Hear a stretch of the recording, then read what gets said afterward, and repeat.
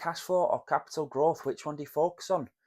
If you focus mainly on cash flow, you might stay small. If you focus on growth, you might go broke. So it's always that balancing act. My name's Dervish Dervish. I'm an active property investor since 2007. I'm a qualified lecturer and I help aspiring property investors increase the knowledge, cash flow, and the wealth. Okay, so from this now, we need to understand what's your why. I mentioned this a lot, really. Go pull it back to Simon Sinek's why. What's your why for investing? Are you looking to replace your income? Are you looking to utilize the dividends or profits from another business and obviously have a better return? Are you looking just to build out a passive income? Are you thinking more longer term for retirement and so on? So it all depends on your why. So if you're concentrating a lot on cash flow, sometimes, again, being uneducated, you might buy in the wrong area where the cash flow will be good. However, the capital growth is terrible. Flip it though, you might buy in an area or invest in an area where the cash flow is ridiculous, but the capital growth will be amazing. So, for instance, central London. Okay, so you've got to understand: am I looking for cash flow each and every month? Am I looking for capital growth, or do I want both? All right. For us, we want a foot in each one. Now, if you're new to this channel, please make sure you subscribe. Like I said, my name is Dervish Dervish. I'm the founder of the Black Belt Property Academy. I help white belt investors with a confidence, mindset, and skill set move through in a disciplined way through to black belt and beyond. Okay, so for us now, we've made many mistakes, or I've made many mistakes during the early years. You can chase cash flow and buy in the wrong area and then find out, 10, 12, 15 years later that the property's only increased marginally.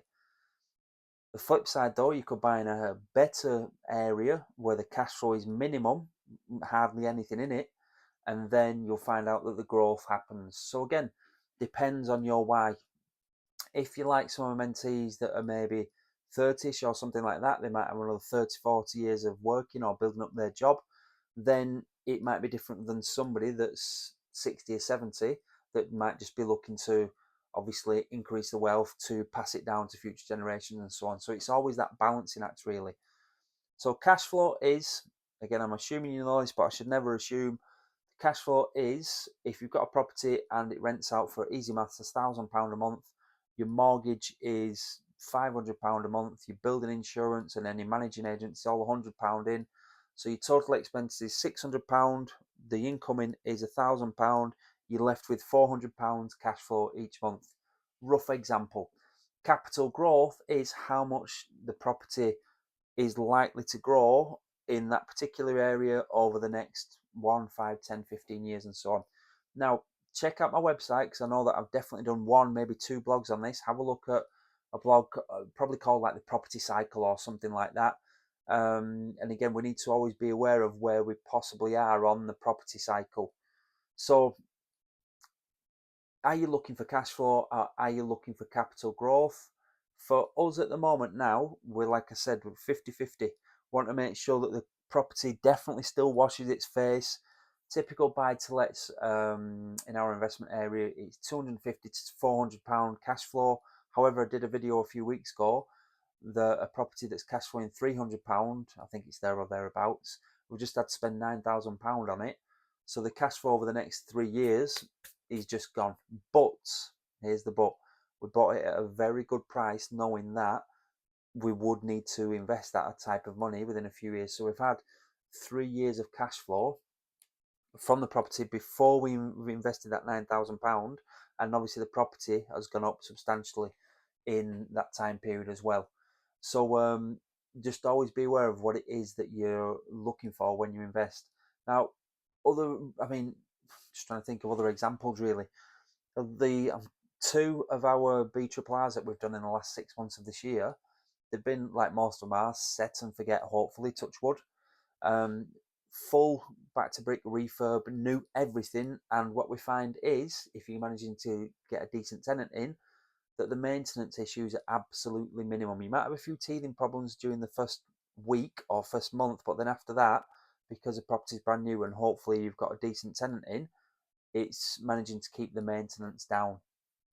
So the first property I ever bought, again, there should be a video on YouTube about this and the many mistakes I made. Overpaid, didn't do any negotiation, got in the wrong type of tenants, didn't do any tenant checks, and got cowboy builders in and just kind of hoped that the money would come in each and every week, each and every month. Now, it has, you've heard me say this a lot, especially for one of my mentees, it's been like a bad haircut, it's grown out, okay? So we've managed to refinance it, pull a lot of money out, and over that time period, we've had cash, we've had passive income for, probably underestimating here, probably 80% of the time that we've owned it.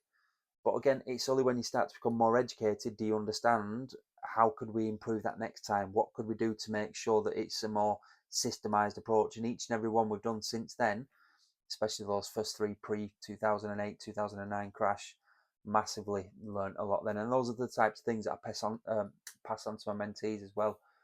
Um, so cash flow, capital growth, again, where are you in your life and what are you looking to achieve?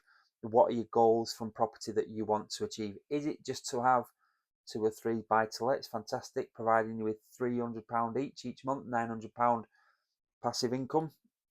Fantastic, okay, it's up to you. Or are you looking to have, 10, 15, 20 buy-to-lets, maybe a couple of HMOs thrown in there, maybe also to have an SA or 2 or 3 SA units in there, maybe again take it up to the next level and start doing commercial to residential conversions, because you want the lump of cash definitely from the refinance, plus you also want the monthly cash flow there as well. So there's so many options in property on how to achieve your goals. Now, I say this a lot. I don't give, it's not fluff or hype or anything like that.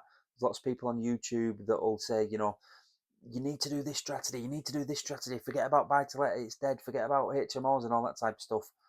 You need to forget about all that type of crap and concentrate on what you want to achieve. Stay in your lane, keep that, like I said, that black belt focus, and think, this is what I want to achieve. I know that if I keep doing this for the next year, 2, 5, 10 years, I will have achieved the goals that I want to. Forgetting about this noise here. And I think it's Elon Musk as well that says it in a lot of them. Focus on the signal, not the noise. So you need to make sure you've got that laser sharp focus, black belt focus, which I help my mentees with, because a lot of it is mindset up here. The skill set without the correct mindset will leave you upset, okay? So you definitely need to develop that mindset. So I don't know if this has helped. I know it's been a little bit off the cuff type of video, but cash flow or capital growth, which is more important? It depends entirely on you and your goals, and often your age and your maybe tolerance to risk and what you're looking to achieve. Are you looking now to escape your job, or are you looking to keep in your business because you enjoy it? Congratulations if you do, and it's earning decent money, but you know that that money is no good in the bank. You don't want to keep reinvesting it into your existing business because you know that bricks and mortar is a solid foundation for obviously building people's wealth. So good luck, keep taking steps further forward. And like I said, if you want no fluff advice from somebody who's been an investor, active investor since 2007, I'm a qualified lecturer. I've taught well over 10,000 students in a 20-year period, graduating hundreds of them to black belt mastery levels and beyond and above, sorry. Then obviously check out the Black Belt Property Academy. I'm quite certain I will be able to help you achieve your goals. Good luck. Make sure you hit that subscribe button, and all the best.